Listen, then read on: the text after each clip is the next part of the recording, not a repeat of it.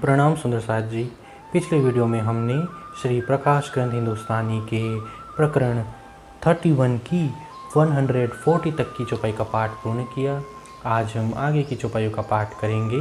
सुंदर साथ जी, अगर आपको यह वीडियो अच्छा लगता है तो प्लीज़ लाइक और कमेंट करें, और जो भी सुंदर साथ आपके साथ जुड़े हुए हों उन सबको भी यह वीडियो अवश्य शेयर करें। सुंदर साथ जी, जिन्होंने अब तक हमारे इस चैनल को सब्सक्राइब नहीं किया वे प्लीज़ इस चैनल को सब्सक्राइब कर दें, ताकि आने वाले नए वीडियो का नोटिफिकेशन आपको तुरंत मिल जाए। सुपन होवे नींद थे कई एंड अलेखे, जिन छिन आँखा खोलिए तब कछुए ना देखे। यही रस तारतम का चढ़या जेहर उतारे, निर्विस्काया करे जीव जागे करारे। निंद्रा के कारण ही स्वप्न दिखाई देता है, और उस स्वप्न में हम असंख्य ब्रह्मांड देखते हैं, परंतु जिस क्षण आँख खुल जाती है तब सामने कुछ भी दिखाई नहीं देता। इसी प्रकार यह तारतम का रस अंतःकरण में चढ़े हुए माया के विषय विष को उतार देता है और शरीर को निर्विकार बना देता है, जिससे जीव जागृत होकर शांति प्राप्त करता है। जागे सुख अनेक है इतही अलेखे, वतन सुख लीजिए जीव नैनो भी देखे। जागृत हो जाने पर जीव को इस संसार में भी अनेक प्रकार के सुख प्राप्त होते हैं। परम धाम के अखंड सुखों का यहीं पर अनुभव करते हुए आत्मदृष्टि से मूल घर का साक्षात्कार भी हो जाता है। सुख बड़े तारतम के क्यों जाहिर कीजे, बानी मायने देख के जीव जगाए लीजे।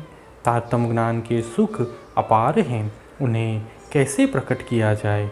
इस तारतम वाणी के रहस्य को समझकर तुम अपनी जीव को जागृत कर लो।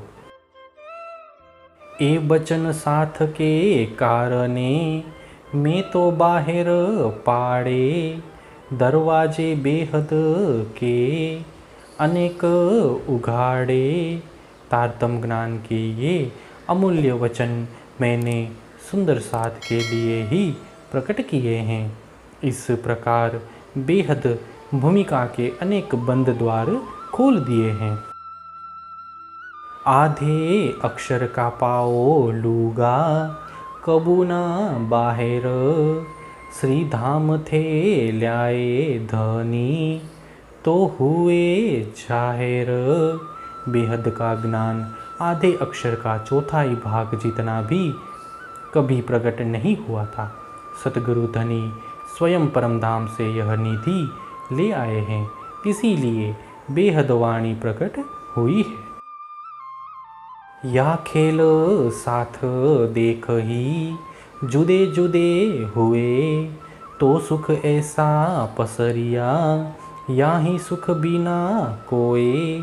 इस संसार में ब्रह्म आत्माएं अलग अलग होकर इस खेल को देख रही है, इसीलिए यह ज्ञान भी इस प्रकार विस्तृत हुआ, जिससे अब कोई भी अखंड सुख के बिना रह नहीं जाएगा। ऐसा खेल छल का छोड़ाए नहीं, ब्रह्मांड की कारीगरी सारी करी सही। यह मायावी खेल ऐसा बनाया गया है कि इसे छोड़ा नहीं जा सकता। अक्षर ब्रह्म ने इस ब्रह्मांड को बड़ी कुशलता से बनाया है। कबूतर बाजीगर के जैसे कड़िया भरिया, तब ही देखे फूंक दे के तुरंत खाली करिया। ऐसी बाजी इन छल की ब्रह्मांड जो रचियो, देख बाजी कबूतर साथ माहे मचियो।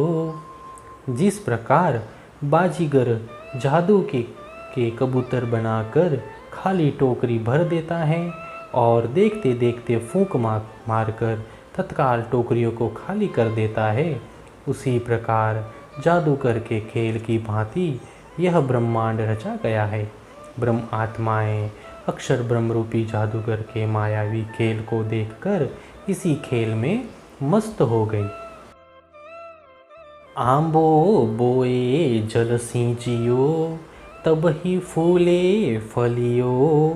विध विध की रंग बेलियाँ, बन ऊपर चढ़ियो। यह देख चित भमरिया, सुध नहीं शरीर। विकल भई रंग बेलियाँ, चित नाही धीर। ततछिन कछु न देखिए, बाजीगर हाथ। आंबो ना कछु बेलियाँ, या रंग बांधियो साथ। जिस प्रकार जादूगर अपनी जादू की शक्ति से एक आम के बीज को बो देता है और सींचकर तुरंत फलता फूलता हुआ वृक्ष बना देता है एवं उस पर विविध रंगों की लताएं भी चढ़ा देता है, ऐसे चमत्कार को देखकर दर्शक का मन भ्रमित हो जाता है। उसे अपने शरीर तक की शुद्धि नहीं रहती। उसकी समझ में यह नहीं आता कि यह विविध रंगों की लताएं वृक्ष आदि कहाँ से प्रकट हो गए। इस संकल्प विकल्प में मन स्थिर नहीं रहता। उसी क्षण देखते हैं तो जादूगर के हाथ में कुछ नहीं होता, न तो आम ही दिखाई देता है और न ही उस पर चढ़ी हुई लताएं दिखाई देती है। ठीक इसी प्रकार जादूगर का खेल देखकर ब्रह्म आत्माओं का चित्त भ्रमित हो गया है तथा वे मायावी रंग में रंग कर बद गई है। सुंदर साथ जी, इसी के साथ श्री प्रकाश ग्रंथ हिंदुस्तानी के प्रकरण 31 की 153 चौपाइयों का पाठ पूर्ण होता है। आगे के वीडियो में हम आगे की चौपाइयों का पाठ करेंगे। प्रणाम जी।